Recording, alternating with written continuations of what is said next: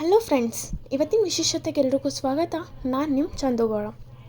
ಇವತ್ತು ಮನೆಯಿಂದ ಹೊರಡುವಾಗ ತಲೆಯಲ್ಲಿ ಫಿಕ್ಸ್ ಆಗಿಬಿಟ್ಟು ಹೋದೆ, ಡೈರೆಕ್ಟ್ ಇವತ್ತಂತೂ ಕಾಲೇಜ್ಗೆ ಹೋಗೋಣ ಅಂತ.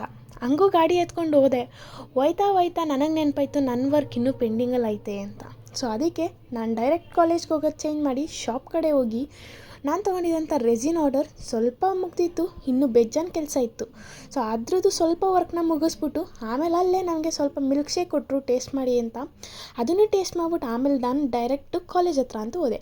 ಕಾಲೇಜ್ ಹತ್ರ ಹೋಗಿ ನಾನು ಆ್ಯನ್ಯುವಲ್ ಡೇಗೆ ಆ್ಯನ್ಯುವಲ್ ರಿಪೋರ್ಟ್ ಓದಬೇಕಿತ್ತು. ಸೊ ಅದಕ್ಕೆ ಸ್ವಲ್ಪ ಪ್ರಿಪೇರ್ ಆದಮೇಲೆ ನೋಡಿದ್ರೆ ಜೂನಿಯರ್ಸ್ ಯಾರು ಫ್ಯಾಷನ್ ಶೋ ಪ್ರಾಕ್ಟೀಸಿಗೆ ಇನ್ನೂ ಬಂದಿರಲಿಲ್ಲ. ಸೊ ಆಯಿತು ಅಂದ್ಬಿಟ್ಟು ಅವ್ರಿಗೂ ವೆಯ್ಟ್ ಮಾಡಿ, ಅವರು ಬರೋವರೆಗೂ ವೆಯ್ಟ್ ಮಾಡಿ ಆಮೇಲೆ ಅವರು ಬಂದರು.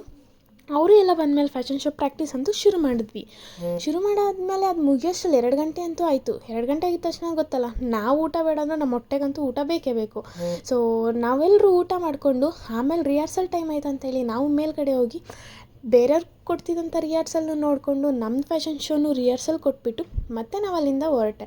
ಹಾಗೆ ಲೋಗೋ ಲಾಂಚ್ ಇತ್ತು, ನಾಳೆ ಲೋಗೋ ಲಾಂಚ್ ಪ್ರಿಪ್ರೇಷನ್ ಮಾಡಬೇಕಿತ್ತಂತ ಹೇಳಿ ಶಾಪ್ ಹತ್ರ ಹೋಗಿ ಸ್ವಲ್ಪ ಪ್ರಿಪ್ರೇಷನ್ ಮಾಡಿಕೊಂಡು ಮನೆ ಕಡೆಗಂತೂ ಹೊರಟೆ.